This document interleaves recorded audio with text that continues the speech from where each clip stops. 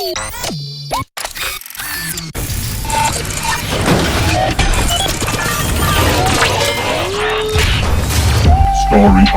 rumblings.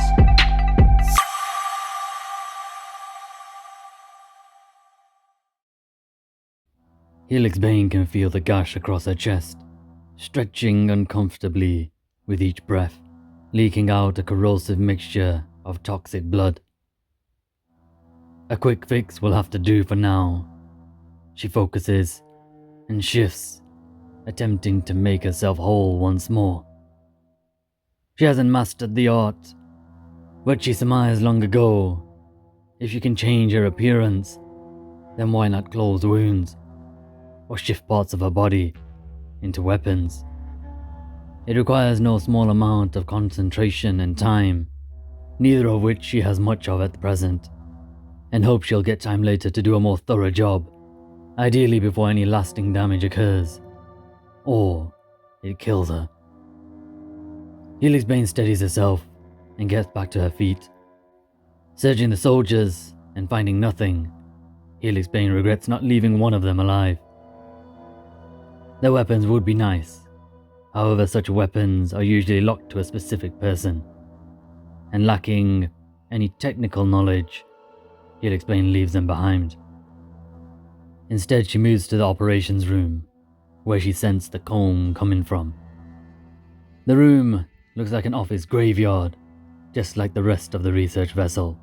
Broken screens, dusty surfaces, and old stains splattering the ceiling, floor, and walls.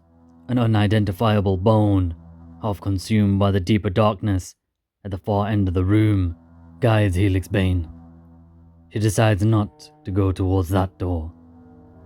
Rather, she begins with one of the two to the right of the room. She tucks herself away into some cover, then focuses once more, trying to sense the direction of her prey. Gotcha. It's close. She can't be certain, but the second of the two doors seems most promising, simply because it seems like the one that is semi-functioning out of the two. The terminal beside the door isn't working, but Helix Bane wedges her fingers between the slightly open door and finds the top half moves slightly, with a little effort. Before opening the door, she tries to peer through the small opening into the room beyond. Pointless. It's pitch black. If Licky is inside, likely Helix Bane's brains will be melted the moment she steps in, if she is spotted. But the reason Helix Bane moves into the room is because that's likely to occur, even if she remains outside. Camouflage donned, Helix Bane opens the door just enough for her to slide inside, then immediately climbs to the ceiling. She leaves the door ever so slightly open to let in the slightest spectre of light. She risks remaining still for a moment to see if her ears can pick up on what her eyes cannot. Wet, heavy breathing, like a dog salivating after a light jog. Helix Bane creeps towards sound. The darkness in the room aids her, allows her to focus only on the sound. Crawling along the ceiling, she need not worry about too many obstacles blocking her path. This time, she makes it. When the breathing is directly below her, Helix Bane begins to shift her arm into a blunt club. Her arm feels like an overfilled balloon, itching to pop. The spectre of light aids Helix Bane too, as it reveals the vague silhouette of a human shape.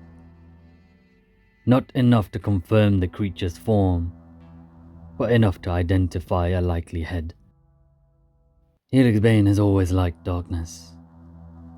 It has a calming effect on her. Not being able to see, it takes away the busyness of the outside world. The distractions fall away. And here on the research vessel, with our very few sounds, it's easy to imagine that she doesn't exist.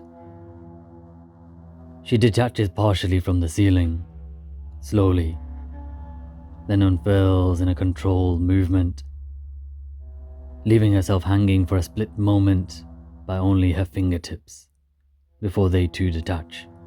As she falls, she strikes down towards the temple in one precise movement.